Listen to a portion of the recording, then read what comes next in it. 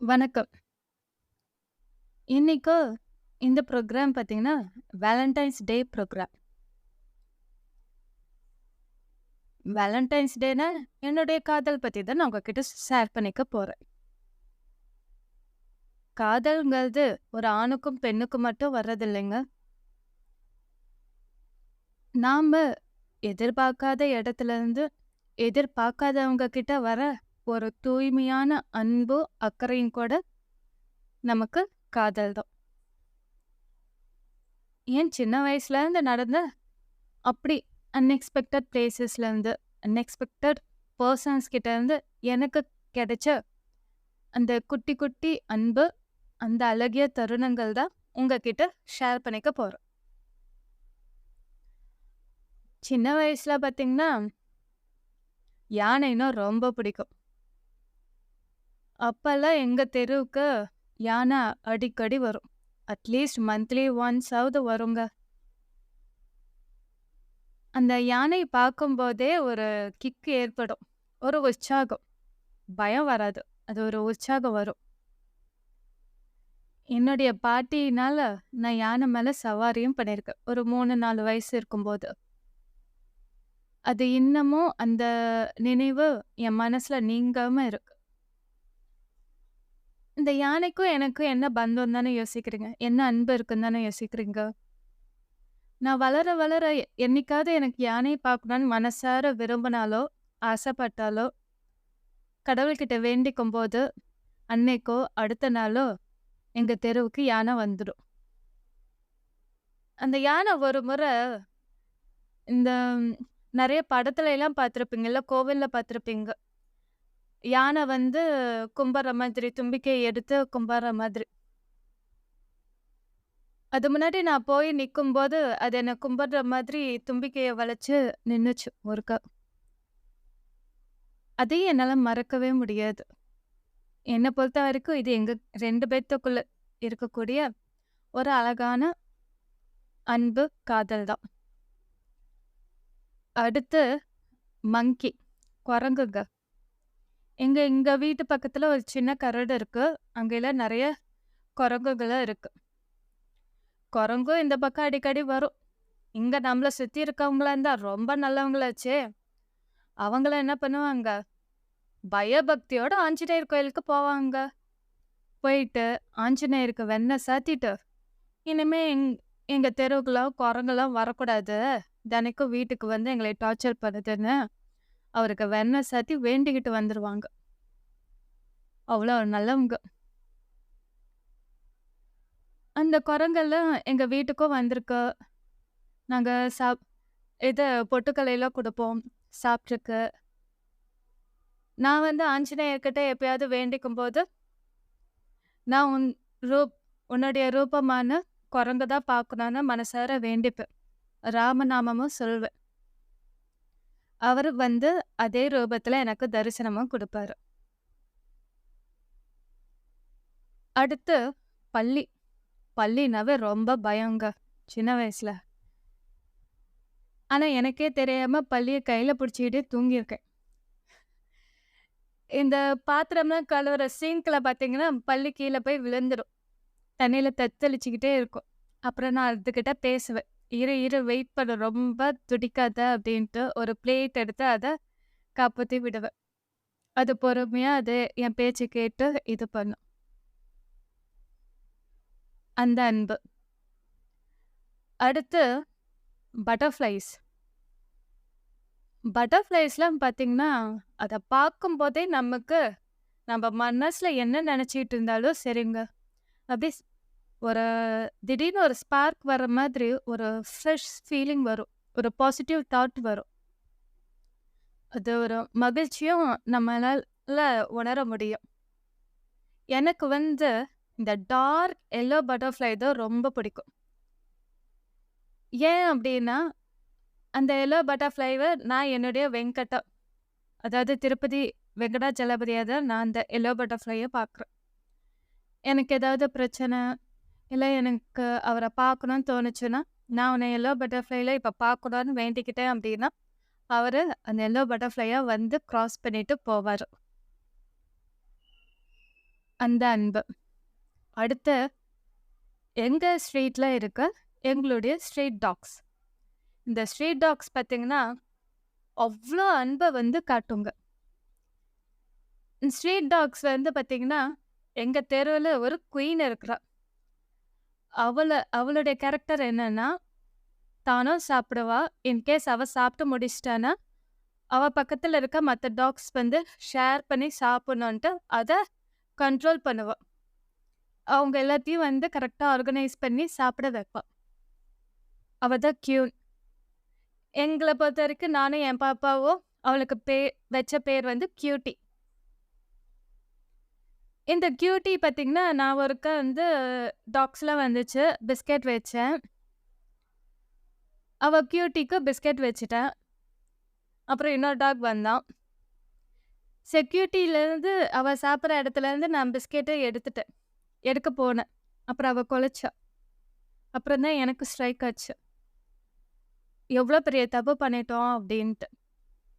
மனுஷங்க நாம்ப தட்டுலேருந்து யாராவது எடுத்து இன்னொரு இலையில பரிமாறினாவோ, இல்ல நாம சாப்பிட உட்காந்த விட்டு அந்த இடத்த விட்டு நீ காலி பண்ண, இவங்க உட்காரட்டும்னு சொன்னாலோ, அவ்ளோ கோபம் வரும். அன்னைக்கு அவ கியூட்டி கொலைச்சதுல எனக்கு சந்தோஷம் தான். அவ எனக்கு ஒரு நல்ல பாடம் கத்துக் குடுத்துட்டா. அதனால அவங்க யார் வந்தாலும் 1 பாக்கெட் இல்ல 2 பாக்கெட் பிஸ்கெட் வச்சுப்பேன். ஷேர் பண்ணி குடுத்துருவேன். அது மட்டும் இல்லைங்க. இவங்களோட டியூட்டி என்ன தெரியுமா? நான் என் தம்பிது அவனோட மார்னிங் டியூட்டி என்னன்னா, காலையில கீழ டாக்ஸ்க்கு பிஸ்கெட் வைப்போம். அதே மாரி மேல மொட்டை மாடியில காக்காய்ங்களுக்கு பிஸ்கெட் வச்சுட்டு வருவான். செடிங்களுக்கு எல்லாத்துக்கும் தண்ணி ஊத்திட்டு வருவான். இது அவனுடைய ரெகுலர் டியூட்டி. நான்லாம் எப்பயாவது ஒருக்கா தான் வந்து டாக்ஸுக்கு வெளியவே போமாட்டேன். ஆனா எப்பயாவது ஒருக்கா தான் டாக்ஸ பார்த்தேன்னா, இது வைப்பேன் நானு. பிஸ்கெட் வைப்பேன். இன்கேஸ் நான் வந்து பக்கத்துல மளிகை கடை இருக்கு. அங்க மளிகை கடைக்கு போறேன்னு வச்சுக்கோங்களேன், என் பின்னாடியே வருவாங்க. பிஸ்கெட்காக இருக்காது. ஒரு டைம் அப்படிதான் பக்கத்துல ஒரு பில்டிங் கட்டிக்கிட்டு இருந்தாங்க. புது ஆட்களா இருந்தாங்க. நான் பாட்டுக்கு கீழ குனிஞ்சுட்டே போய் கடைக்கு போலான்னு போனேன். ஆனா பார்த்தா என்னையே எல்லாரும் பார்க்குற மாரி ஒரு ஃபீலிங். பார்த்தா என் பின்னாடி 4 டாக்ஸ் என் பின்னாடியே வந்துட்டு, என் பின்னாடியே வீட்டுக்கும் வந்தாங்க. அது வந்து ஒரு சந்தோஷமான ஃபீலிங். ஏன்னா அவங்க வந்து ப்ரொடெக்ட் பண்றாங்க. நானும் பாப்பாவும் எங்கேயாவது வெளியே போயிட்டோம், இந்த சந்த தாண்டி வெளியே எங்கேயோ போறோம் அப்படின்னா, அந்த எல்லை வரைக்கும் வந்து கூடவே வந்துட்டு பார்த்துட்டு தான் போவாங்க. அவங்க கூட இருக்கும்போது அவ்வளோ ஒரு பாதுகாப்பான ஒரு ஃபீலிங் இருக்குங்க. இது டாக்ஸ் கிட்ட இருந்து. அப்புறம் இந்த காக்கைங்க. காக்காக்கு எங்க வீட்ல நாங்க ரெகுலரா பிஸ்கெட் வைப்போம். அப்பப்போ சாப்பாடு வைப்போம். அப்புறம் தண்ணி எப்பவுமே மொட்டை மாடியில இருக்கும். அவ்வளோதான். மத்த பறவைகளும் வந்து சாப்பிடுவாங்க. இந்த காக்கா பார்த்தீங்கன்னா, ஆம் எங்க வீட்டு பக்கத்து கரண்ட் கம்பத்துல கூடு கட்டுச்சு. 3 நாள் வருஷமா அது எங்களோட நெய்பரா தாங்க இருந்துச்சு. 3 to 4 இயர்ஸ். அதெல்லாம் நெறைய குட்டி போட்டு நெறைய ஃபேமிலியவே ஃபார்ம் பண்ணிடுச்சுங்க. அவ்ளோ அழகா இருந்த ஒரு ஃபேமிலிய, இந்த வீடு கட்டிட்டு இருந்தாங்கன்னு சொன்னேன் பார்த்தீங்களா? அந்த வீடு கட்டுனவங்க, கரண்ட் லைன் எடுக்கிறேங்கிற சாக்குல லைன்மேன் கிட்ட சொல்லி, அந்த கூட்டியவே கலைச்சுட்டாங்க. இவங்க புது வீட்டுக்கு போலாமா, அடுத்த வீட்ட வந்து கலைச்சுட்டு. அது ஒரு காக்காயோட கூட்ட கலைச்சுட்டு. அந்த காக்காவோட கூட்ல என்ன இருந்துச்சுன்னு பார்த்தா, அவ்ளோ வெயிட்டா இருந்துச்சாங்க. அதுல ஃபுல்லா இரும்பு துண்டா இருந்துச்சாம். அவ்ளோ கலெக்ட் பண்ணி வச்சிருக்குதுங்க. அந்த காக்கா கூட அப்படியே எடுத்துட்டு போய் அவங்க வீட்ல பதுக்கிட்டாங்க. இப்ப அந்த காக்காங்கலாம் வீடே இல்லாம வெளிய சுத்திட்டு இருக்காங்க. அடுத்து என் லைஃப்ல ரொம்ப முக்கியமான ஒருத்தர். என்னுடைய பெஸ்ட் ஃப்ரெண்ட். கடவுளுக்கு கூட எல்லாம் 2வது இடம் தான். ஆனா இவருக்கு மட்டும் தான் ஃபர்ஸ்ட் இடம் எப்பவுமே. கருடன். கருடாழ்வார்னு பேரு.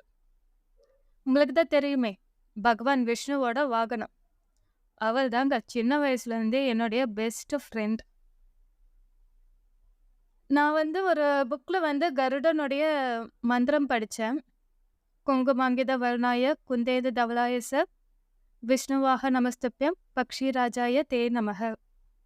இதை மனப்பாடம் பண்ணிட்டேன் இன்ஸ்டண்ட்டாக. மொட்டை மாடிக்கு போனேன். அந்த மந்திரம் சொன்னேன். கருடா வந்தார். ரொம்ப நேரம் என் கூடவே ஸ்பெண்ட் பண்ணிட்டு இருந்தார். இது வந்து கண்டினியூ ஆச்சு.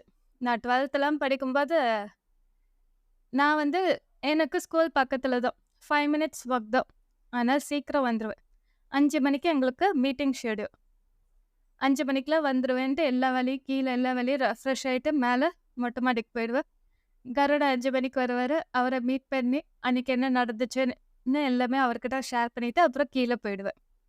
எப்படி ஏதாங்க அவருக்கு எனக்குமான ஃப்ரெண்ட்ஷிப் அவ்வளோ அழகாக வளர்ந்துச்சு. அது மட்டும் இல்லை, நான் இந்த கருடா பார்த்தா எல்லாருக்குமே நல்லதுன்ட்டு என் பக்கத்தில் யார் இருந்தாலும் அவங்களை கூப்பிட்டு இருந்தாங்க கருடா வந்திருக்காரு பாருங்கன்ட்டு காட்டுவேன். இதில் எல்லாம் சில பேர் இரிட்டேட் ஆனாங்க, கோபமும் பட்டாங்க. நான் அதெல்லாம் கண்டுக்கல.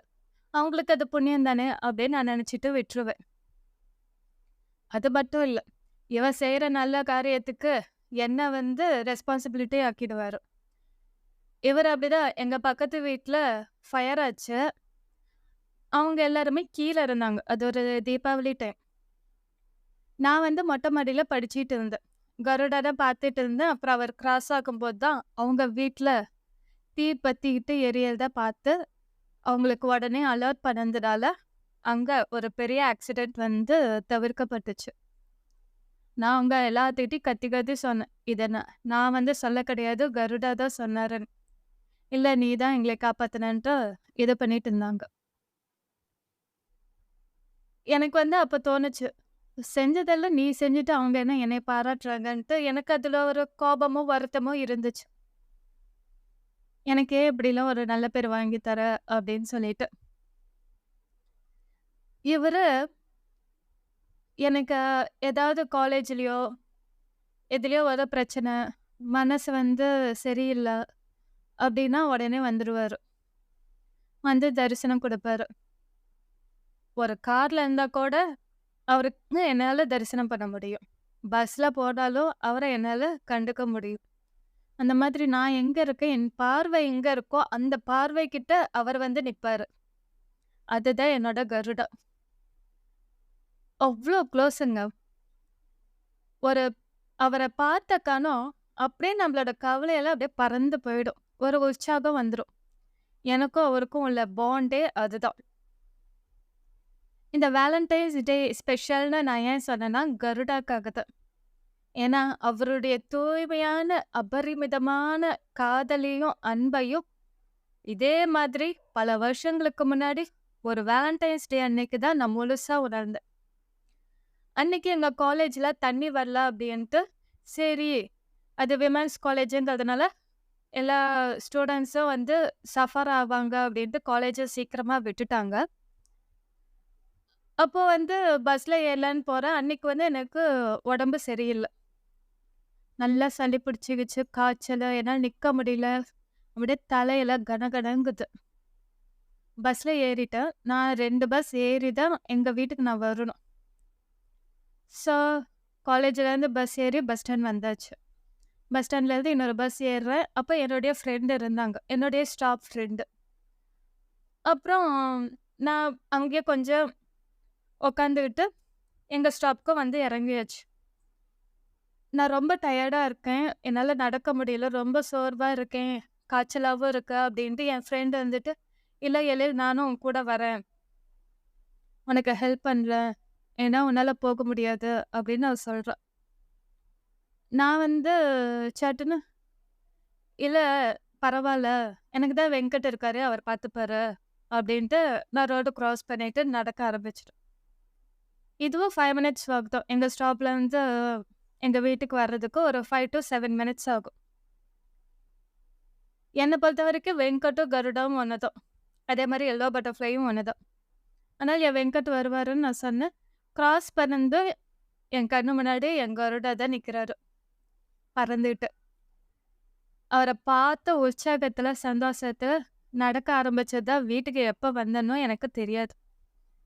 அப்படியே சீக்கிரமா வீட்டுக்கு வந்துட்டேன். வந்துட்டு அப்புறம் அவரு என் வீடு வரைக்குமே வராரு. நான் வீட்டு வாசப்படி ஏறுற வரைக்குமே. நான் அவர பார்த்துக்கிட்டே தான் வரேன். அவரு அது குடுத்த அந்த ஒரு தெம்பு, தைரியம். "உனக்காக நான் இருக்கேன். நீ வா, தைரியமா நடந்து வா" அப்படின்னு சொன்ன மாரி இருந்துச்சு. அப்புறம் வீட்டுக்கு போய் ரெஸ்ட் எடுத்துக்கிட்டேன். இதுதாங்க உண்மையான காதல்ங்கிறது. நம்ம வந்து ஒரு ஆண்கிட்டயோ, ஒரு பெண் வந்து ஆண்கிட்டயோ, ஆண் வந்து ஒரு பெண்கிட்டயோ எதிர்பார்க்கிறது மட்டும் இல்ல. நம்மள சுத்தி இருக்க ஒரு சின்ன சின்ன உயிர்கள் கூட நம்மள நேசிக்குது. அதே மாரி அலர்ட்டும் பண்ணுது. சம்டைம்ஸ் கருடா பறந்து வர பொசிஷன் வச்சே, இன்னைக்கு ஒரு விஷயம் பேடா இருக்குமா? இல்ல நெகட்டிவா இருக்குமா? அத என்னால பிரெடிக்ட் பண்ண முடியும். ஒரு வார்னிங் குடுப்பாரு. இல்லைன்னா அது ஒரு டிட்டாச்மென்ட் எனக்கு வந்துடும். ஓகே, இத இப்படி நம்ம எக்ஸ்பெக்ட் பண்ண வேண்டாம் அப்படின்னு சொல்லிட்டு. இல்ல பிரச்சனையா இருக்குன்னு அவரு வந்தாருன்னா, ஓகே, இத பத்தி கவலையே பட வேண்டாம். அவர் தான் வந்துட்டாருல்ல, எப்படி இருந்தாலும் நடந்துரும் அப்படிங்கிற ஒரு இது வரும். ஸோ இதுதாங்க என்னுடைய வேலண்டைன்ஸ் டே ஸ்பெஷல். உங்களுக்கு கண்டிப்பா இந்த மாதிரி சின்ன சின்ன உயிர்கள் கண்டிப்பா அவங்களுடைய அன்ப காட்டியிருப்பாங்க. இந்த நினைவுகள் எல்லாமே எனக்கு அப்பப்போ பசுமையான நினைவுகள், சந்தோஷத்த குடுக்கக்கூடிய நினைவுகள். இத எப்பயுமே அடிக்கடி நான் ரீகால் பண்ணி பார்த்துப்பேன். ஏன்னா மனுஷங்களுக்கு கஷ்டத்த வந்து ரீகால் பண்றது ரொம்ப ஈஸி.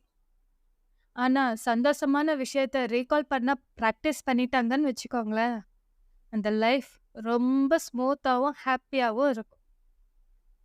ஏன்னா, அதே சந்தோஷம் மறுபடியும் நடக்கிறதுக்கான வாய்ப்பு உங்களுக்கு கிடைக்கும். Thank you. Happy Valentine's day.